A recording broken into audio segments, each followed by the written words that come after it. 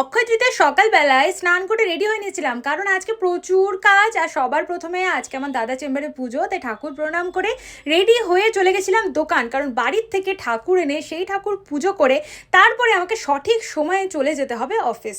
তো ওই ঠাকুর বসালো এবং এখন ধূপ দেখাচ্ছে, আর আমি জিনিসপত্রগুলো রেখে গঙ্গার জল ছিটিয়ে দোকানটাকে মোটামুটি রেডি করে দিয়ে আবার চলে যেতে হবে অফিস। কিচ্ছু করার নেই, তাড়াহুড়ো করে অফিস চলে গেছিলাম। প্রচুর কাজ ছিল, সারাদিন ভ্লগই করতে পারিনি।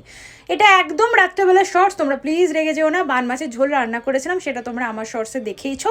আমি তো এখন মোটামুটি একটা ডায়েটে থাকি, আর ও ভাত দিয়েই খায়, কারণ ওকে কোনোভাবেই ভাত ছাড়ানো যাচ্ছে না। আর ও নিজেও অনেকদিন ধরে বলছে ছাড়বো ছাড়বো, কিন্তু ছাড়তে আর পারছে না।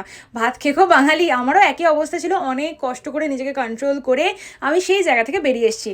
আবার রাত্রিবেলায় ও বাড়ি চলে গেছিলাম, আর তখন কাকু আমাদের এ বাড়ির জন্য পাঠিয়েছিল 1 প্যাকেট মুর্শিদাবাদের বিখ্যাত ছানা বড়া।